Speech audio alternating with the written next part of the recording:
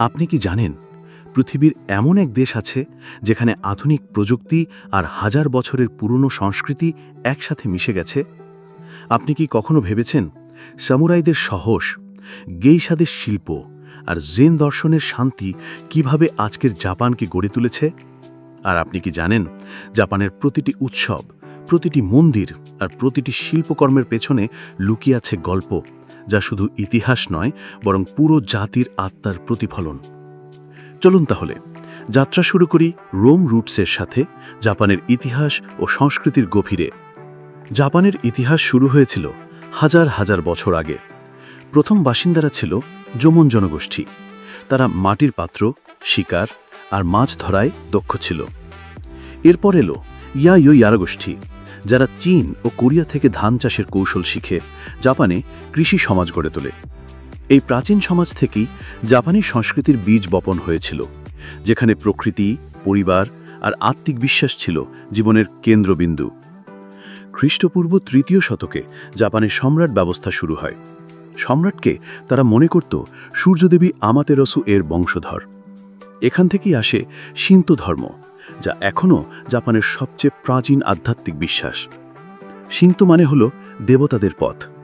জাপানিরা বিশ্বাস করত প্রকৃতির প্রতিটি জিনিসে, হোক তা পাহাড়, নদী, গাছ কিংবা বাতাস, এক একটি দেবতার আত্মা আছে। আজও টোকিওর মেইজি শ্রাইন বা কিয়োটোর ফুসিমি ইনারি মন্দিরে গেলে সেই বিশ্বাস অনুভব করা যায়। ৬ষ্ঠ শতকে চীন ও কোরিয়া থেকে জাপানে আসে বৌদ্ধ ধর্ম। শিন্তো আর বৌদ্ধ একসাথে মিশে গড়ে তোলে এক অনন্য আধ্যাত্মিক পরিবেশ। মন্দির, প্যাগোডা, ধ্যান আর জেন দর্শন সবই জাপানের শিল্প ও সংস্কৃতিকে নতুন মাত্রা দেয়। কিয়োটোর কিংকাকুজি স্বর্ণ মন্দির আজও বৌদ্ধ স্থাপত্যের এক অনন্য নিদর্শন। জাপানের ইতিহাস বলতেই সবার আগে চোখে ভেসে ওঠে সামুরাই। তারা শুধু যোদ্ধা ছিল না, বরং ছিল নৈতিকতা, বিশ্বস্ততা আর শৃঙ্খলার প্রতীক। তাদের জীবন চালিত হতো বুশিদো দর্শন দিয়ে, যার মানে হল যোদ্ধার পথ। সামুরাইদের পাশাপাশি ছিল শোগুনরা, যারা সামরিক ও রাজনৈতিক ক্ষমতা নিয়ন্ত্রণ করত। একদিকে সম্রাট ছিলেন আধ্যাত্মিক প্রতীক, আর অন্যদিকে শোগুনরা চালাত আসল শাসন। এই সময় জাপান একদিকে যুদ্ধ বিগ্রহে জর্জরিত হলেও অন্যদিকে কবিতা, চিত্রকলা আর স্থাপত্যে এক স্বর্ণযুগ পার করছিল। জাপানি সংস্কৃতিকে বিশেষ করে তোলে তাদের শিল্প। চা অনুষ্ঠান বা চানোয়ু শুধু চা পান নয়, বরং এক ধরনের ধ্যান, এক ধরনের শৃঙ্খলাপূর্ণ শিল্প। ক্যালিগ্রাফি বা শোদো কালি ও তুলি দিয়ে লেখা হলেও এটি আসলে আত্মার প্রকাশ। নোহ ও কাবুকি থিয়েটার নাটক, নাচ আর সঙ্গীতের মাধ্যমে মানব জীবনের আনন্দ বেদনা ফুটিয়ে তোলে। গেইশারা ছিলেন সঙ্গীত, নৃত্য ও আলাপচারিতার শিল্পী। তাদের উপস্থিতি ছিল জাপানের সৌন্দর্য ও মার্জিততার প্রতীক। ১৯ শতকের শেষ দিকে মেইজি পুনর্গঠন জাপানকে বদলে দেয়।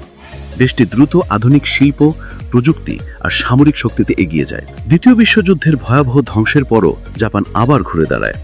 টোকিও, ওসাকা, কিয়োটো সব মিলিয়ে জাপান হয়ে ওঠে বিশ্বের অন্যতম শক্তিশালী অর্থনীতি।